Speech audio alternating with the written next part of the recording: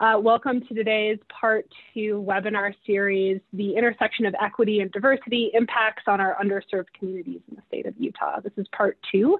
So if you're tuning in for the first time, be sure to reflect back to our part 1 series. My name is Heidi Goedhart. I'm the Active Transportation Manager at UDOT. I manage the Move Utah program that is bringing you this webinar series today. And our Move Utah program, to give you a quick summary, is focused on community planning throughout the state of Utah. And we focus on helping deliver active, healthy, and connected communities throughout the state. We do that through active transportation planning, so improving biking and walking conditions for all people. Our webinar today is brought to you with the help of many of our partners that you see here. It's really easy to become a Move Utah partner if your city, jurisdiction, or agency is looking to also promote these same efforts, so please reach out. Here's our contact information. If you have more kind of questions or inquiry or want to understand what our program does, feel free to reach out to me directly. We also have a really awesome social channel, so you can find us at Move Utah. We'll be live streaming this webinar, and you'll be able to find a lot of our social media outreach efforts and past webinars on our website. So as I mentioned, because we're all unable to meet in person because of COVID, we've transitioned a lot of our stakeholder engagement, and instead of doing an annual summit, we've transitioned into these micro webinars throughout the course of the year to keep engagement and to keep accelerating active transportation planning across the state. We have a lot of series kind of in our past file cabinet, if you will, of old webinars. So I encourage you to go back and dive in and see kind of what we've been up to as a program and some of the issues that we've been daylighting. I'll quickly do a recap of our part 1 series with Charles T. Brown.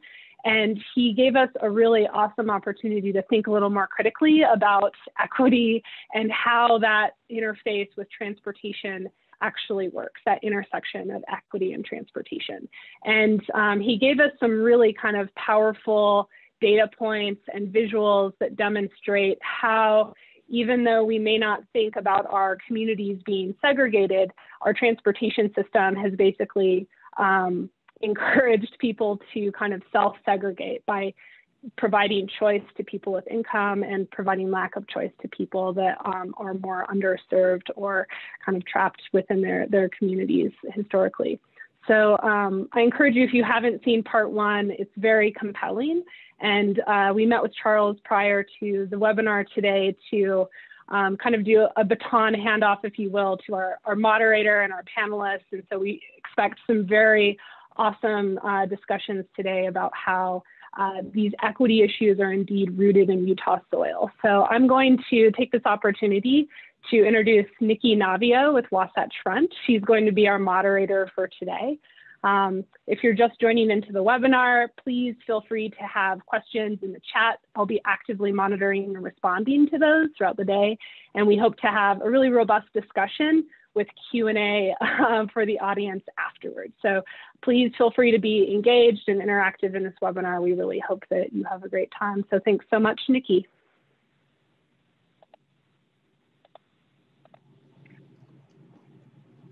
Thanks, Heidi. Let me just share my screen.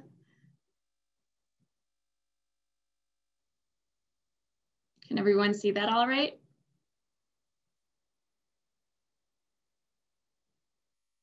Awesome. So magandang araw, everyone. Hi, good morning. My name is Nikki Navio, and as Heidi mentioned, I'm with Wasatch Front Regional Council, the Metropolitan Planning Organization for the Ogden, Layton, Salt Lake City, West Valley urbanized areas. There's a lot of pieces to our work at Wasatch Front Regional Council as the MPO, but I wanted to share our mission, which is really focused on building consensus, and Wasatch Front is really looking at enhancing quality of life by developing and implementing visions and plans for a well-functioning multimodal transportation system, livable communities, a strong economy, and a healthy environment.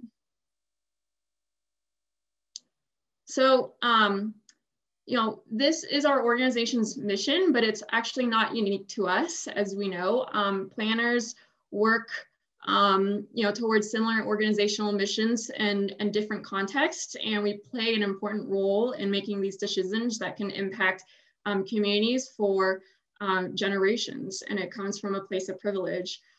Historically, we've looked at traditional performance measures for our transportation systems like congestion reduction and vehicle delay to help evaluate our transportation systems. And the last few years, we've really looked at developing this access to opportunities framework. And this really looks at, measuring mobility, the speed of travel, proximity, how far apart things are, and, how accessible are things and key destinations. So this measures how we can connect to basic needs and amenities. And why am I sharing this today? So accessibility is really important. It has significant impacts on overall community livability, and it provides individuals connection to foster upward mobility. So this is education, employment, and other basic amenities. But tying this in my personal experience as a first-generation immigrant in this country and growing up in a community like Anchorage, Alaska, the proximity of school being 5 minutes away, the jobs of my working class parents, and different housing types that are available all feed into my personal journey for mobility. So ATO metrics quantify how well the current transportation system works with land use to help our economy and people thrive. But we also know that ATO among communities of color have historically been lower due to the systems of oppressions that have been created. And there's a tendency for less opportunity for employment, less opportunity for upward mobility.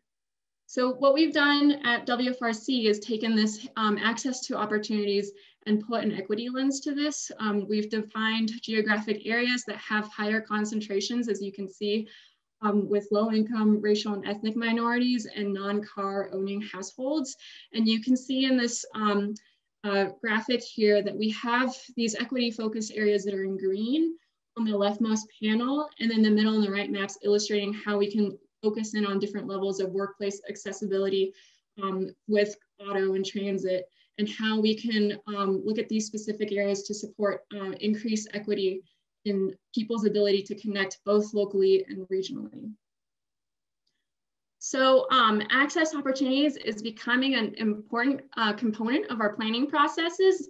ATO is a factor in how UDOT prioritizes transportation investment funds and transit, to how WFRC programs the Transportation Improvement Program, in addition to how we might prioritize transportation projects. So it's really becoming a key metric and determining how we can utilize accessibility with transportation investments. So although we have incorporated access to opportunities in our planning now, and as a performance measure, we recognize that there's a lot more work in terms of what we need to do in the region to have a better understanding and having an open discussion regarding race and equity and intersectionality, and knowing who is not present in these conversations and how we can better serve our communities and uplift certain communities. So we're here today to listen to this amazing group of panelists that can provide us some context on the intersection of race and equity and transportation. So we'll have 30 minutes for some questions, and then we'll open it up for a 10-minute Q&A at the end. And I will start with Nichol Bordeaux. Nichol is the Planning and Engagement Officer for the Utah Transit Authority. She oversees community engagement, customer experience, customer service, and planning. And before serving in her new position, sorry, I apologize. This is kind of in the way. Before serving in her current position at UTA, she served as a Deputy Director for Housing and Neighborhood Development for Salt Lake City Corporation. So we'll hand it off to Nichol to tell us more about herself. Well, thank you, Nikki. I'm going to share my slides real quickly. So thank you. I hope you all can see that. Thank you. I'm the Chief Planning Engagement Officer here at UTA. I hope you all can see that. Just a little bit about UTA. We work very closely with WFRC, our partners, and we serve the Wasatch Front, which serves about 80% of the population of Utah. So we cover Box Elder all the way to Payson in Utah County. We serve 77 municipalities and 7 counties within the state of Utah. So thinking about historical examples, listening to Nikki and thinking about back to Charles' presentation, we talk about arrested mobility. So you see our front runner train coming across the tracks and circling our Guadalupe neighborhood there. And this is just an example to talk about what transit, critical kind of component transit holds around our communities. And so transit really plays that vital role, especially with racial equity, when you think about historically in segregation and bus boycotts and transit police. And of course, like I said, Charles Brown and arrested mobility. So I'm here to just talk about a little bit about what UTA is thinking about, how we have an opportunity, especially around access and what we can do today to really talk about access of opportunity. So thank you for that kind of softball, Nikki, to talk about that. So UTA is excited to really think about how we can help with those opportunities moving forward. Transportation equity. In January, our board, along with a lot of people in Utah, looked at the governor's Utah Compact of Racial Equity and Diversity and Inclusion. And so our board has challenged us to say, how can we make a difference moving forward? And looking at transportation equity, what does that mean? Affordability, access to opportunities, reliability in transit, community, safety, and safety environment. And what that means to me is freedom. It's freedom from that kind of encircling arrestedness in that mobility. And so being the planning officer and really thinking about engagement, the team has really looked at, well, what do we do with engagement? And you spoke about this, Nikki, and Charles spoke about this, is really thinking about who's not at the table, who are we not listening to, whose voices aren't there. When you're thinking about planning, and we'll probably talk about this a little bit more, is zoning, land use. And when we think about transit, is how do we help people get from A to B and access to economic development, education, health, and all those opportunities you need to have that livable community. Environmental protections. We can talk, I could probably talk all day about even just Glendale and Rose Park. And when you have that arrested community, what does that look like? So if you look at that environment, that's the lowest part of the valley in Salt Lake County. What are the environmental conditions that people in those areas live in? What does it mean to ride transit versus cars? What does it look like for our air quality? Our TOD partnerships, this is one of the things we talk about, housing, TOD, but we have a great TOD program here, but housing and your car are the primary cost to most households. And if you could eliminate a 2-car household, because transit is something that you could use to get to all of those pieces, or if you're transit dependent, but it is allows you to break free from that mobility. Now you're looking at freedom again. So our TOD partnerships along our a good transit line like 4 South, or some of our other lines around in Sandy, or some of our other developments we're moving forward, really allow for that freedom that we're speaking to for households that are transit dependent. And then UTA is looking at an internal equity assessment. So I always say, I know what your priorities are by looking at your budget. So evaluating your budget, so your resources and your practices, to see how they really what those practices and policies look like in an equity assessment. So we'll be looking at that over the next year or so. So UTA's mission is to provide integrated mobility solutions to service lives, connections, improve public health, and enhance quality of life. This really is in tune with UDOT. It's in tune with what we want to provide. We want to provide that ride, and we want to provide that freedom of mobility outside of no matter where people choose to live or where they've been, where they've chosen to live or where they need to live due to social economic need. So as we move forward, UTA is going to be looking at and assessing all of those in an equity lens. So I'm going to leave it there and turn my time back over to you, Nikki, so we can meet our other panelists. Thanks. Thank you for that introduction, Nicole.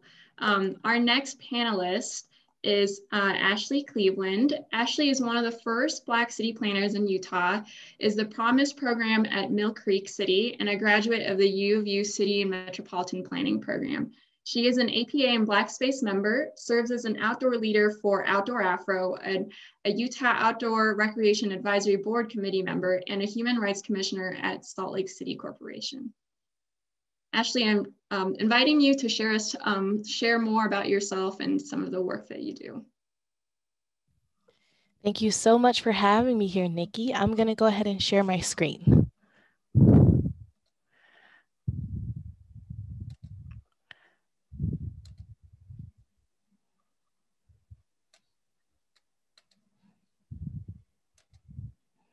Okay, can you see that? Yes. Okay, good afternoon, everyone. My name is Ashley Cleveland. I work for the city of Mill Creek. I manage a program called the Promise program. Mill Creek City was founded in 2017, and in 2018, they launched the Promise program. The Promise program tries its absolute best to look at gaps in opportunities to safety, economic well-being, education, and health within our city boundaries. We have 65,000 residents, and 40% of those, or a little bit under, are from very diverse backgrounds, and a good portion of them are refugees. So one thing that's been really interesting to talk about in the history of this city, is we're one of the newest cities in the state, is, where are our boundaries? And that plays a big role in how we talk about east-west connections and transportation. Generally speaking, cities that are not as oddly shaped usually have an easier go at providing transportation. And I feel that Utah has been really great with our grid system at providing the good bones for good transportation, but we do have some gaps to get over here. So in this image of Mill Creek City, the east to west line is along 39th South, and the north to south line is along 700 East, just for context. I often like to tell people we're shaped like a C-clamp. Now, when we talk about access to opportunity, using the Wasatch Front Regional Council's definition, they have a really great map that we like to use at the city that talks about access to opportunities via automobile and access to opportunities via transportation options. On the left, the top left, the red areas show where the highest density and opportunities are for getting around to employment and other opportunities with a vehicle, and the bottom left image talks about how do you access those same opportunities on through public transit. And as you can see through public transit at the bottom left, it's rather bright and not as dark. The highest opportunity for access via transit is actually going to be on the west side of the city, because we have a TRAX location there that also has Front Runner running across it. So that's where that opportunity really increases for you to get across the county and across the state. So our history as a very new city, when we talk about mobility, proximity, and accessibility, we have a few projects that we have been working on and have been ramping up ramping up engagement there so that we can fill some of those gaps. In 2019, we started the conversation about improving a park, because one of the things that our city has defined as important for not only overall health and recreation equity is access to the outdoors. We have branded ourselves as a city that is connected by nature, and if we cannot provide access to that nature via current transit options, then maybe we should improve what's nearby. And that's a conversation about mobility and proximity, you know, how close it is.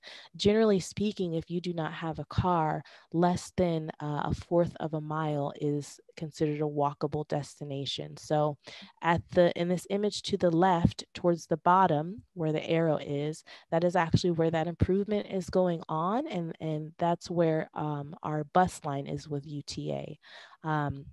There's a lot of refugees and multicultural communities that live directly next to that park. And so that's one of the things that we are improving is transit options there. We also have engaged in a conversation about the Jordan River Trail that actually runs along that connection. And that is a collaboration that's happening with Salt Lake County. And this map pretty much just provides you an image on where all of those projects are. The green project is completed. The Jordan River Trail connection that's in black is in current discussions, and the blue text is what's coming online in the coming years. So this is another example of some of the things that we are working on at Mill Creek in regards to improving access to opportunity. You know, we have capital improvements and upcoming capital improvements that focus on not just connecting sidewalks, connecting bus routes, increasing, you know, the time of rapid bus transit, but also improving roads, you know, so that things are safe. A good component of this is talking about street lighting. We also have a street lighting map where we've been looking at where, you know, it's actually safe to walk because there's more lighting. I wanted to talk some more about, you know, how this very short history in Mill Creek is playing out and how we have branched out within the city to look at access to opportunity and transit options and equality in Mill Creek. So the Promise Department really just works on community engagement with underrepresented individuals and the community development block grants that are pursued through the county. And this is an engagement that has been worked on directly with kids, refugees, and families that live in the area. It has been a multilingual engagement, and I'm super, super excited to see this continuing. Our engineering department is in charge of the environmental protections, and they have conversations about what those impacts are, as Nichol mentioned. Our economic development department has been working with Salt Lake County on the Jordan River Trail to improve access for that underrepresented group in that neighborhood. And then our planning department has been working very diligently on increasing density in our city. They just passed an ADU ordinance to mix up our housing options to help out with getting more transit options into the city. Here's a picture of some of the engagement that we have with the kids at Sunnyvale. And this kind of touches on, you know, the call and the attempt to look at building community, which is very important, looking at safety and access, affordability, and the environment. Those are some of the things that we're working on directly with these families. And I wanted to talk about how we actually get this work done by mirroring what Move Utah has talked about with their vision and goals, right? Some of their goals are better mobility, good health, connected communities, and a strong economy. Mill Creek mirrors that by looking at safety, health, education, and economic well-being through collaboration. And that's one of the ways we've been able to take a deep dive into the future planning of equity for cities.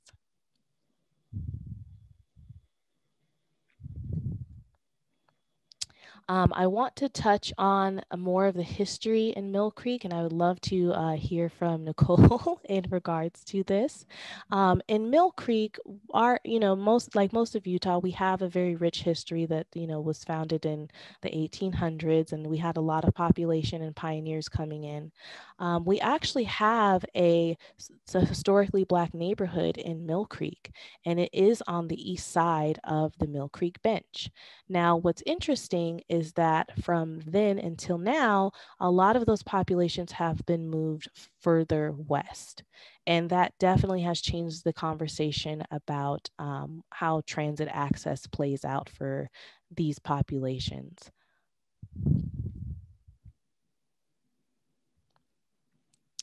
One thing that I would like to talk about when we talk about transit access is not just about moving people from destination for work. It's also talking about moving people from place to place so they can have access to things that make them feel good and make them healthy. So we have parks that are really important to making sure that we connect them to transit and really expanding that conversation, because in Mill Creek right now, historically, we haven't had a lot of parks. We have a lot of small pocket parks. I'm going to stop my screen. Thank you, Ashley. That was very insightful information and a good overview of the program that you're working with at Promise Mill Creek, and just really helpful. So appreciate that. Our next panelist for today, let me share my screen here, is Maria Garciaz. Maria is the CEO of NeighborWorks Salt Lake, an organization that partners with residents, government, and business to build and sustain neighborhoods of choice. In addition to this, she serves on the Multicultural Commission for the state of Utah with an aim to improve equity, educational resources, and intercultural development training in state agencies. She also acts as an external director for American Express National Bank and holds degrees from University of Utah, at Utah State, and Harvard Executive Program. So please help me welcome Maria. Hi, everyone. Thank you, Nikki, for that, and Nichol and Ashley for the great information. Before I introduce NeighborWorks Salt Lake, I always like to share a personal story because then it will help you understand how I came to the organization that I did. So I am a native of Utah, born and raised in Salt Lake City, the middle of 7 children, 5 brothers, so be careful. And one of the things that we did growing up as a family is we moved a lot. So District 1, 2, 3, 4, 5, 6, and 7, all those districts. And we moved because we were renters. And the challenge with being a renter is that because my family was on a fixed income, we always tended to rent the houses that needed a great deal of TLC. And my mom and dad had a great deal of pride in the homes that we rented, and they would make those homes shine. Unfortunately, the landlords would then raise our rent and keep raising our rent and eventually evict us, and we'd have to move again. And so there's not a school in Salt Lake City that I haven't attended. And I remember when I was 14, we had saved enough money to buy a home. And I can't tell you how relieved I was as a 14-year-old to know that I was going to one school. And so we settled in, and I made friends quickly at Roosevelt Junior High, Nichol, if you know that. But I also learned from my friends that their parents, my new neighbors, were having a petition signed to ask the city council person to have our family move out of the neighborhood because they thought that a family of color would take value out of their property. We didn't move. We learned to love our neighbors. And I think a lot of that is attributed to my mom's exceptional cooking. But what was so important about that defining moment in our family's life was stability of home ownership and stability for me, but also the first step in building wealth for our family. And that's what NeighborWorks Salt Lake does. And when people ask me how I get into housing, I'm like, I really don't know. My goal was to be a lawyer, and here I am, a houser. But I'm just going to give you a quick overview of the organization. Let me see if I can share this.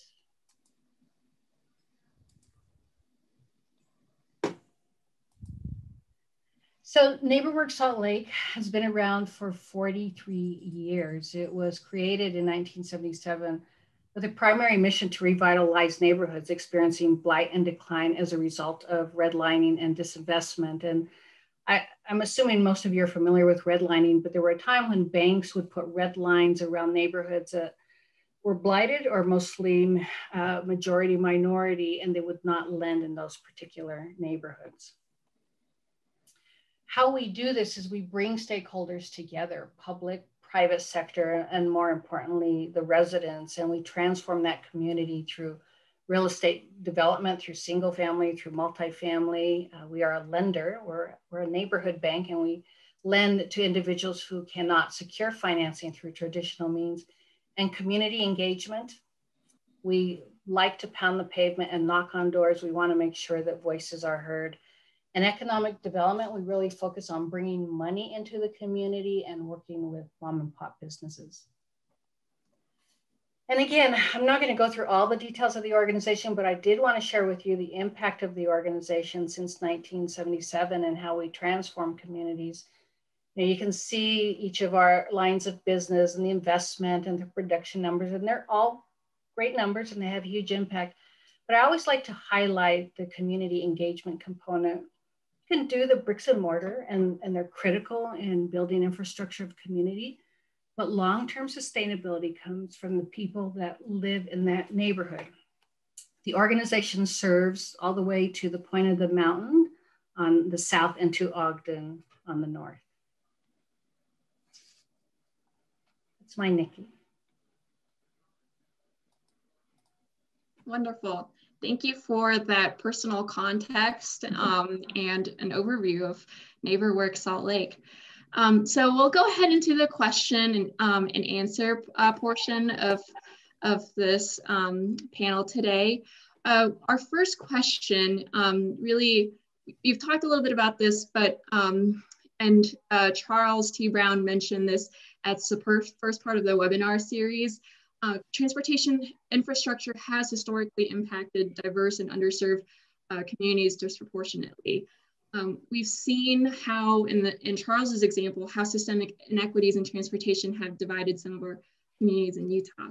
And I wanted to ask you if you could describe some examples of this that you've seen in a Utah, more in detail in a Utah context. And I'll hand it off first to Nichol because I know she has some family historical context related to this. Yes, and I'm going to go a slide if I can. I'm going to pull something up that leads to what Maria was talking about as well as Ashley. So just to talk about my family, Ashley was talking about East Mill Creek. I have a history of living in East Mill Creek. If you all can see, my grandmother in 1939, there was legislation to move all Blacks to the west side of Salt Lake City. So this map that you're seeing up there, if you can all see it, you see it's a zoning map of Salt Lake City. I don't know when it was actually done, as I cannot see that,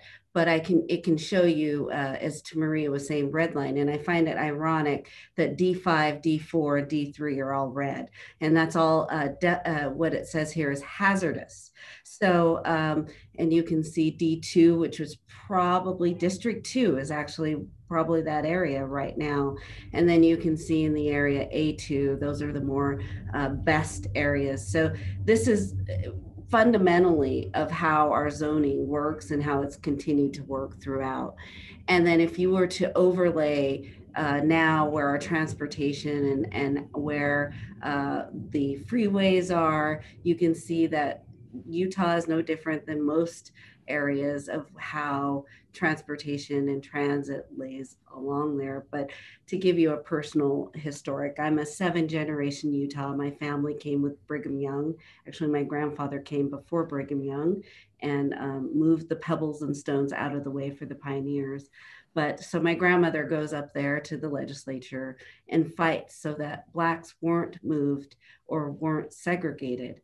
But what you see is that we become self-segregated, where our minorities and our socially economic, lower socially economic people end up living in those red zoned or redlined areas.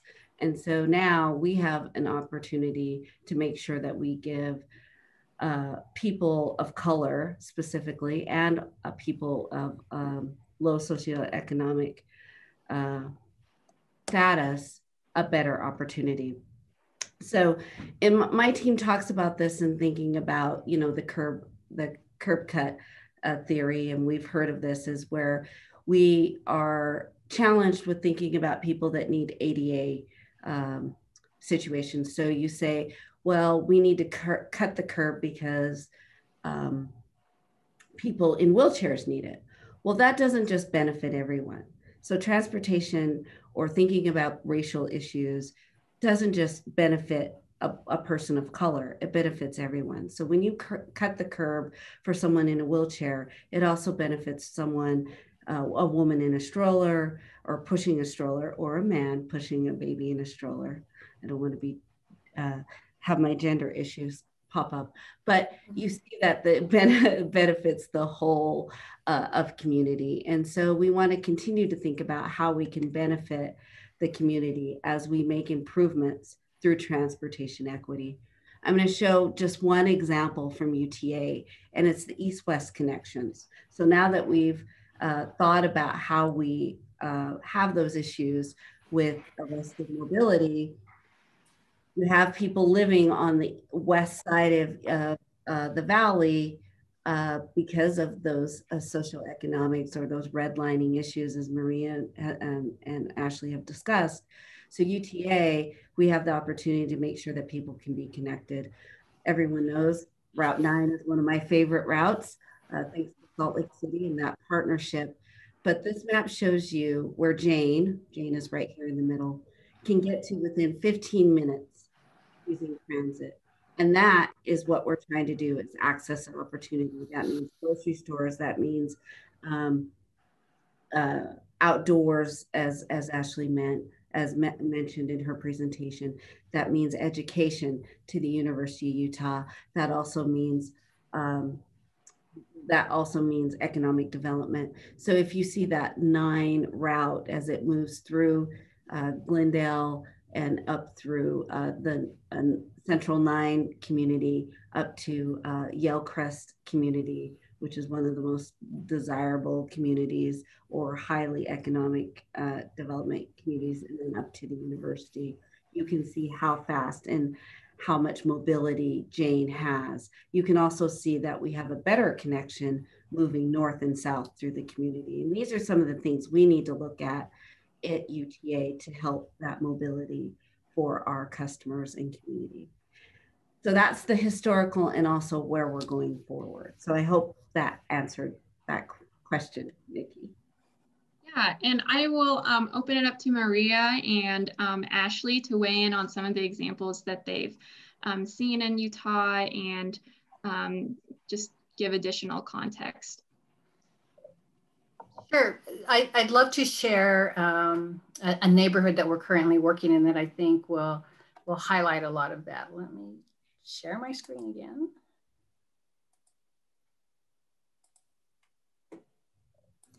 And Nichol introduced this neighborhood. This is the Guadalupe neighborhood. And in 1995, NeighborWorks was invited by the residents in this 10-block area to help them save the neighborhood. The area was zoned RMF 35 and was slowly transitioning to manufacturing. And if Salt Lake City had a ghetto, this would be as close as you can get. Would you agree to that, Nichol, about 15, 20 years ago? Even the law enforcement officers wouldn't go into the neighborhood. The area had been abandoned by local government, it had been redlined by the banks, and many of the longtime residents no longer felt safe in the area, and the majority of the units had become rentals.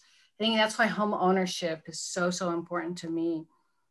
There were boarded up homes, there was vacant land, and you can see everything that you see in pink here are problem properties. When we were invited by the community to move into the neighborhood, literally we moved into the neighborhood, we moved our offices.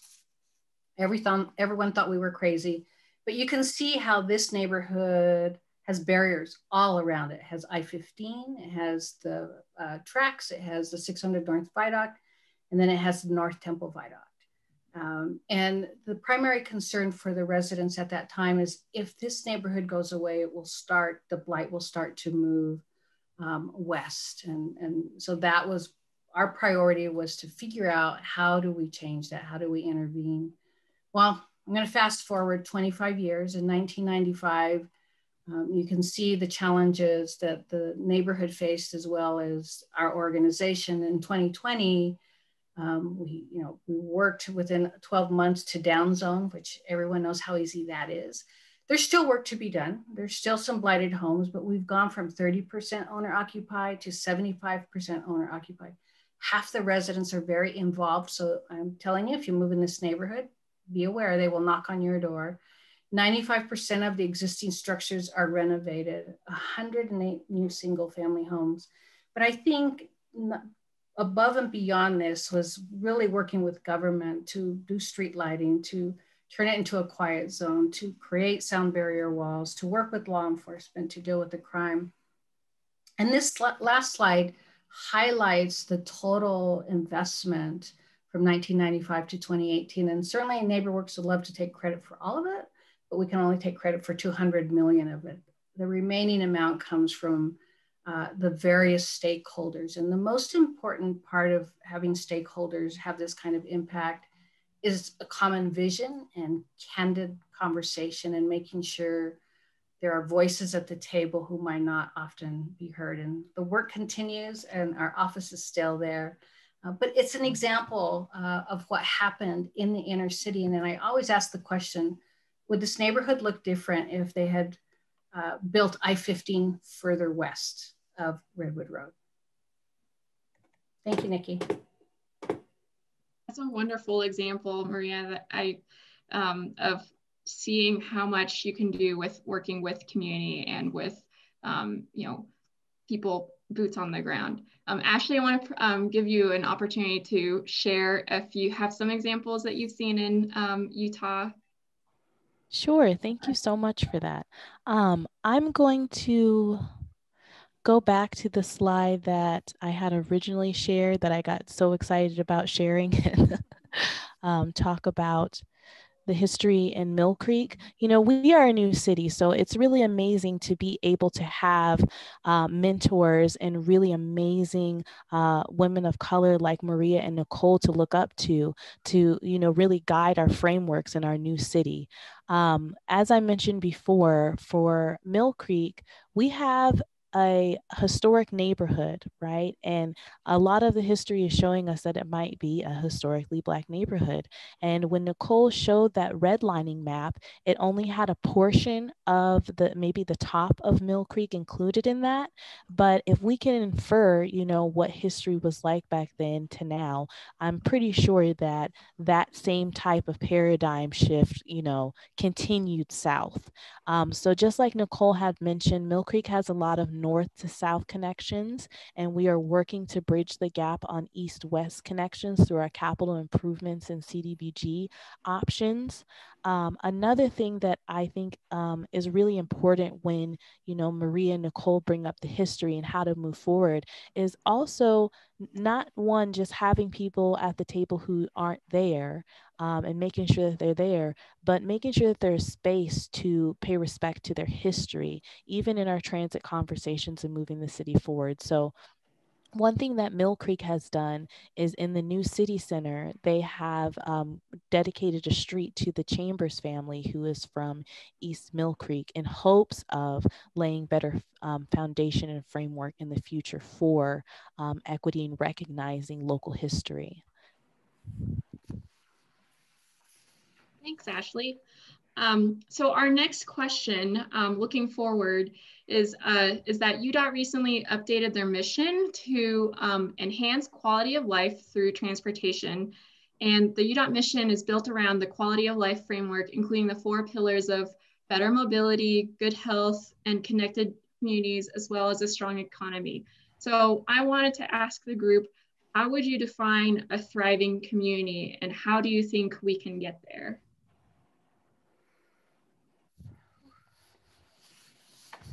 That's a tall order. Which one do you want to address first? Would you guys, can I go? Can I go? Okay. I think about this a lot, you know, just from a holistic standpoint, and I'm going to try and just be brief.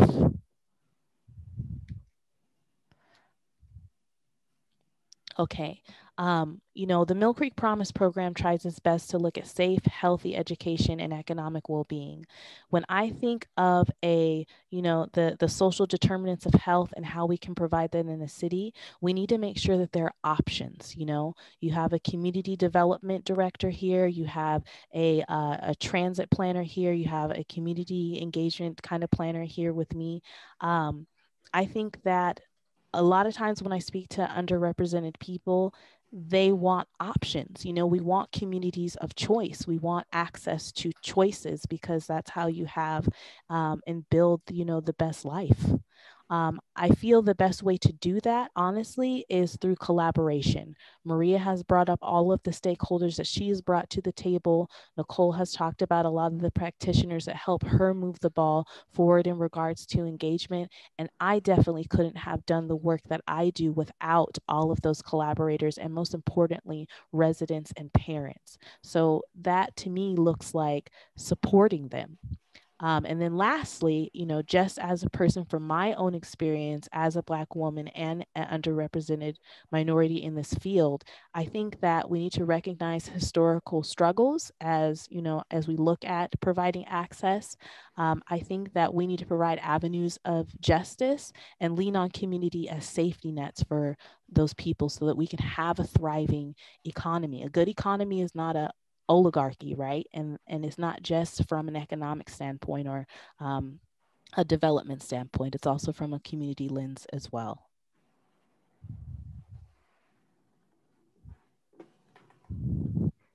Thanks, Ashley. Nichol, Maria, do you want to add to that, and how, in terms of how you want to define a thriving community and how we get there?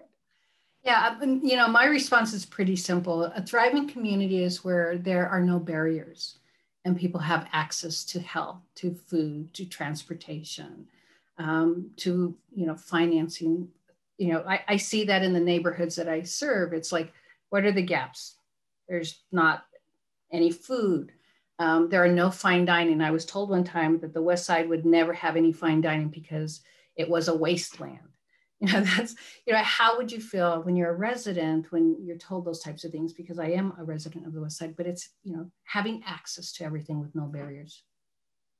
And I'm going to pare it down even more and say freedom. It's especially in mobility. It's a freedom of mobility and movement and choice. So I think that's where I would stop that question. Thanks, Nikki.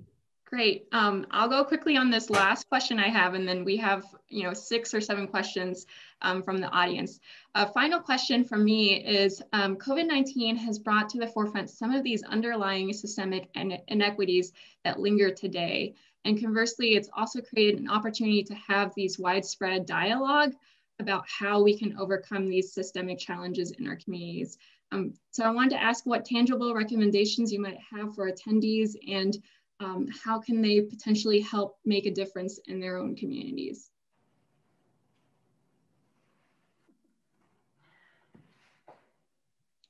It's a tall order. I'll start. You know, I always go back, and, you know, I even had to do this, is to go back and look at what Charles Brown recommended in terms of the justice framework, to really operate from that. And I'm not going to share it with you because you need to go watch it, because it was pretty fantastic. But I always, you know, again, when the pandemic hit, it hit the West Side, it hit the 84116 and 84110 for zip codes incredibly hard. And a lot of it has to do with trust. A lot of it has to do with people. And I like the term that Nichol used, the freedom to speak out and to speak up. And so it's again, if you're in a position of authority or policies, to really look around the table and invite those voices that you might not normally invite to the table. I agree with Maria. I think sometimes we need, I think especially during COVID, this is just a personal example. We were moving quick. We all have our best, we all have the best at heart to get everyone healthy and moving forward, but it brought things to the table. We saw the damage that it was doing, that was there. Systematic racism was there, but it was underlined, but it brought it to the forefront. We saw who it was going to hurt the most with, like Maria said, our communities in 8-4 and all on the west side, and it became apparent. But some of those things are there every day, and we miss that. And so I think it's just, it gives us pause, and we can take that time to say, who are we missing? Who is not here? And I think what was great for me in watching Charles Brown's piece was to think about, let's do an action plan before we miss what we're missing. And so I would just, like Maria, tell us all to, let's sit down at the table and say, we need to think about how we incorporate that into our engagement at the beginning. Part of UTA's piece is we have to look at compliance, but let's go above and beyond that. And let's start and say, this is just part of our everyday practice. And so that's what I would ask. Since we have 5 minutes, we'll just go ahead to the question and answer portion from the audience. So we'll just do, if one of you could answer these questions, it can be anyone, we'll try to go through all of them. One of the questions that came up is wondering if someone is interested to talk about the concerns of gentrification and displacement induced by infrastructure investment. So I think this is speaking to, if you put, infrastructure in a historically disinvested neighborhood or an area, the concerns with gentrification, could you speak a little bit more about how those might impact communities that live there? Maria? Yeah, oh, okay. I can certainly respond to that because, Guadalupe is a good example, and people worry and they say, Maria, is it gentrifying? I'm like, well, some people will say that we call it beautification, not gentrification, right? The families that live in this community want middle income families. They want, higher income families. They want mixed income housing. And so I think that is always an ongoing challenge. And it's a discussion that has to occur because the development that's occurring is going west, and gentrification will occur. The question is, how do you put restrictions in place with affordability of housing so that it continues to serve everyone and not just one population? Thanks, Maria. Another question is, how important is it for a Black, Indigenous person of color who is educated, stable, and an active voice to stay in a community that is deemed undesirable rather than moving out? Ooh, I'll take that one. I think that's a great question. I don't necessarily know if you need to live there, but I do think that you do need to be involved, right? So I don't think, I've been born and raised in Utah, and I've lived in lots of communities, but I still feel part of Glendale, Rose Park, West Valley. I still put money into those communities.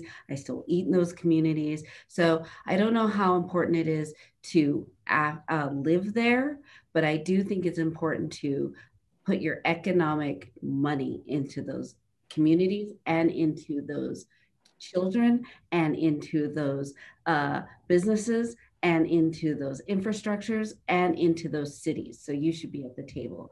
So I do feel like there's a lot of ways to give. You might not just be doing it in those tax dollars and property tax dollars, but there's ways to do that in other financial means, and also voice and also presence. So I think, I know that's a struggle. So I wanted to take that one on because I do take that struggle a lot of ways, but I feel like this community is mine. And I mean that in a broad community, not just Salt Lake City, but West Valley and Midvale and all of these places. As Ashley says, you know, Mill Creek, I feel a lot of ownership into that, but I do feel like you have to put dollars and voice and presence into all of those places in varying ways. So I hope I answered that question. Thanks, Nicole. Yeah, Ashley, you can probably weigh on this next question. The Promise program is very exciting. What recommendations do you have for other cities to start and build a program like this in their communities? Well, I would say first and foremost, so this conversation last year has been very taxing, you know, it's been very taxing, and people have been really having really in-depth discussions about infrastructure. I think that cities really need to put their money where their mouth is when it comes to maybe creating livability departments or housing and neighborhood departments that incorporate things like this into their structure. That's what I would suggest. If we value our economic development department the same way that we develop our value our social infrastructure development and community safety nets, I think cities and residents will be a lot safer. I come from the planning realm, you know, so I spend a lot of my time looking at where physically are things and how is that tied to zoning, and how do we support more development that would create more of those things, you know, and then trying to collaborate and get the right people to the table to move the ball forward. It is a large task. It's a big task, and it requires, you know, staff. It requires, you know, in-depth infrastructure into the city's bones. Okay, another question is, as a landlord, I am continually raising rents to keep up with market rate. There is no intent to discriminate, but simply to recoup a return on my investment. Are you suggesting that those actions are inappropriate?